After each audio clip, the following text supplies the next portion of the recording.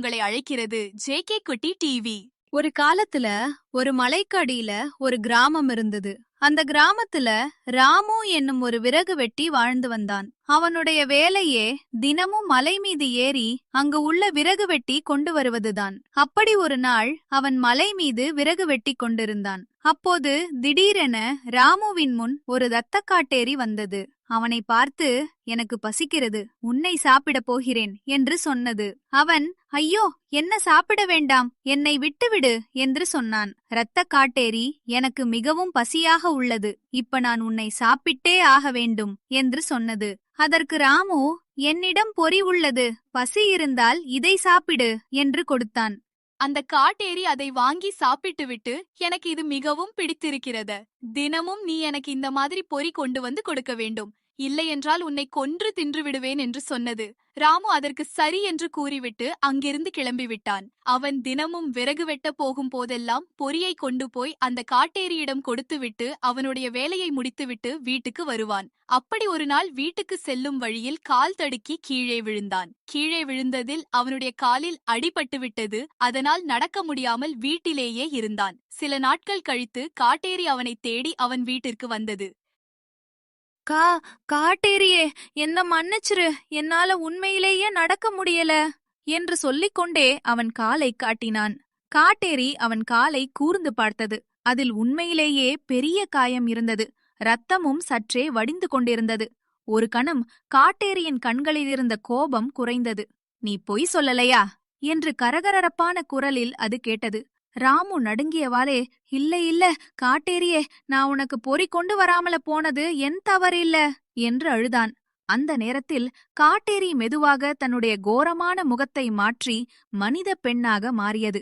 ராமு அதை பார்த்து, ஐயோ, நீ யார், நீதான் காட்டேரியா என்று அதிர்ச்சியுடன் கேட்டான்.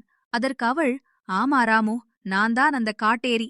ஒரு காலத்துல இந்த கிராமத்துல வாழ்ந்த ஒரு ஏழை பெண் என்று சொல்லத் தொடங்கினாள்.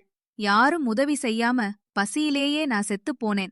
அந்த சாபம்தான் இன்னைக்கு என்னை இப்படி ஆக்கிருச்சு என்று அவளின் குரல் நடுங்கியது. ராமுவின் கண்களிலிருந்து கண்ணீர் வழிந்தது.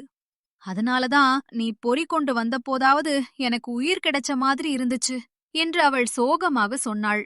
ராமு தைரியம் சேர்த்து சொன்னான், காட்டேரியே, இனிமே நான் தினமும் உனக்கு உணவு கொண்டு வரேன், நீ யாருக்கும் தீங்கு செய்யக்கூடாது. ஒரு நொடி கூட யோசிக்காமல் காட்டேரி தன் தலை அசைத்தது. சரி ராமு, இனிமே நான் யாருக்கும் தீங்கு செய்ய மாட்டேன். ஆனா நீ சொன்ன வாக்க காப்பாத்தணும். அடுத்த நாளிலிருந்து ராமு தினமும் உணவு கொண்டு வந்தான். காட்டேரியும் யாரையும் தொந்தரவு செய்யவில்லை. சில நாட்களில் காட்டேரி சாபம் மெதுவாக குறையத் தொடங்கியது. ஒரு நாள் அவள் ராமுவிடம் சொன்னாள், இன்னும் 3 நாள் நீ எனக்கு உணவு கொண்டு வந்தா நான் முழுசா ஒரு மனிதியாகவே மாறிடுவேன். ராமு மகிழ்ச்சியில் குதித்தான். ஆனா அந்த 3 நாட்களுக்குள் கிராமத்தில் ஒரு பெரிய அபாயம் காத்திருந்தது. ராமு அந்த 3 நாள்களையும் மிகவும் கவனமாக கழிக்க முடிவு செய்தான். இந்த முறை மட்டும் எந்த தவறும் நடக்கக்கூடாது என்று மனசுக்குள்ளேயே உறுதி எடுத்தான்.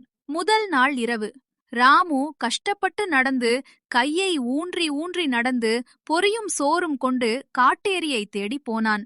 கிணற்றருகே அவன் வைத்த உணவை பார்த்ததும் காட்டேரி மெதுவாக மறைவிலிருந்து வெளியே வந்தது. நீ வந்துட்டேன்னு எனக்கு தெரியும் ராமு என்று மென்மையான குரலில் சொன்னது. அவள் சாப்பிடும்போது அவளின் முகம் இன்னும் மனித முகத்துக்கே அருகில் மாறிக்கொண்டிருந்தது. ராமு மனசுக்குள் மகிழ்ந்தான். 2வது நாள் அன்று கிராமத்தில் ஒரு பெரிய செய்தி பரவியது. நேத்திரவு கிணற்றருகே யாரோ நடமாடுறத பார்த்தாங்கன்னு என்று மக்கள் பேசிக் கொண்டார்கள்.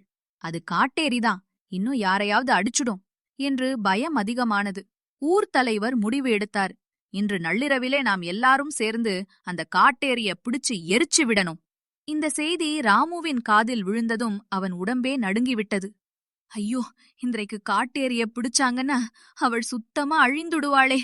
அந்த இரவும் அவன் ரகசியமாக உணவு கொண்டு போனான். அங்கே காட்டேரியை பார்த்ததும் அவன் துடித்து சொன்னான், காட்டேரியே, இன்னைக்கு கிராம மக்கள் உன்னை பிடிக்க வரப்போறாங்க. அதை கேட்ட உடனே காட்டேரியின் முகம் மாறியது. அப்படின்னா இது என் கடைசி 2வது இரவா என்று கண்களில் தண்ணீர் வந்து கேட்டது. ராமு அழுதபடியே சொன்னான், இன்னும் நாளைக்கு ஒரு நாள் மட்டும், நாளைக்கு நீ மனிதியா மாறிடுவ. காட்டேரி மெதுவாக தலையசைத்தது. 3வது நாள் தீர்மான இரவு. அந்த நாள் மாலை முதல் முழு பேரும் குச்சிகள், தீப்பந்தங்கள், கயிறுகள் எல்லாம் எடுத்துக்கொண்டு தயாராய் நின்றார்கள். இன்றைக்கு அந்த காட்டேரி தப்பிக்க கூடாது என்று ஊர் முழுக்க கோஷம். அதே நேரம் ராமு கஷ்டப்பட்டு நடந்து கடைசி உணவை எடுத்துக்கொண்டு கிணற்றருகே ஓடினான். அங்கே ஏற்கனவே காட்டேரி அவனை காத்திருந்தது. ராமு, இது உன் கடைசி உதவியாயிருக்கலாம் என்று மனசு உடைந்த குரலில் சொன்னது. அவன் நடுங்கிய கையால் உணவை அவளிடம் கொடுத்தான். அவள் ஒரு மதிவிட்டு அந்த கடைசி உணவை சாப்பிட்டுக் கொண்டிருந்த போது தீரென்று ஒரு பெரிய காற்று சுழன்று மின்னல் தாக்கியது. பூமி அதிர்ந்தது. அந்த ஒளியில் காட்டேரியின் உருவம் மெதுவாக மாறத் தொடங்கியது. பயங்கர முகம் கரைந்து, கோரப் பற்கள் மறைந்து, சிவந்த கண்கள் மங்கிப்போய் ஒரு முழு மனித பெண்ணாக அவள் மாறினாள். ராமு அதிர்ச்சியில் உறைந்து போய் நின்றான். அவள் கண்ணீருடன் சொன்னாள், ராமு, நீ என்ன காப்பாத்திட்ட.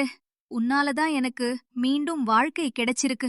அதே நேரத்தில் ஊர் மக்கள் தீப்பந்தங்களுடன் பிடிச்சுடு பிடிச்சுடு என்று கத்திக்கொண்டே கிணற்றுக்குள் ஓடி வந்தார்கள். ராமுவின் முன்னாடி நின்றாள் அவள். இப்போ அவள் ஒரு முழு மனித பெண்ணாக மாறியிருந்தாள். முகத்தில் நிம்மதி, ஆனால் கண்களில் பயம். அந்த நேரம் தீப்பந்தங்கள் எரிய, கால் சத்தம் பெருக, கிராம மக்கள் கிணற்றருகே வந்து சேர்ந்தார்கள். அங்கேயே இருக்கே, காட்டேரி அங்கேதான் என்று ஒருவர் கத்தினார்.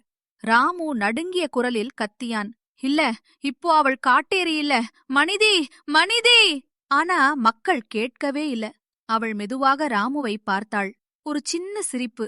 ராமு, நீதான் என்னை மனிதியாக மாற்றின. ஆனா இந்த ஊர் மக்கள் இன்னும் பயத்திலதான் இருக்காங்க.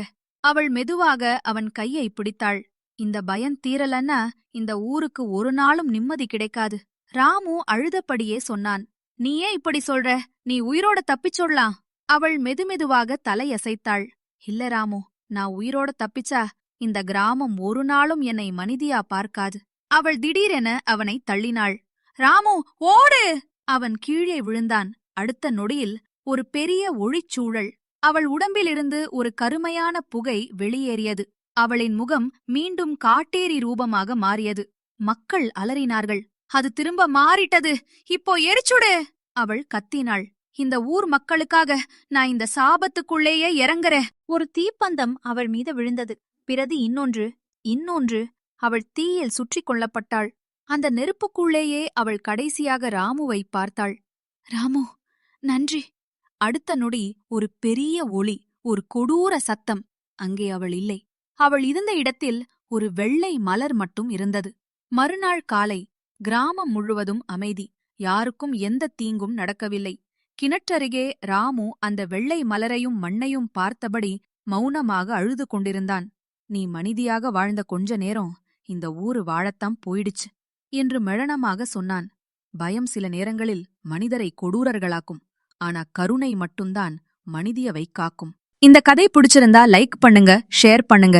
இன்னும் நிறைய கதைகள் பார்க்க நம்ம சேனலை சப்ஸ்கிரைப் பண்ண மறக்காதீங்க.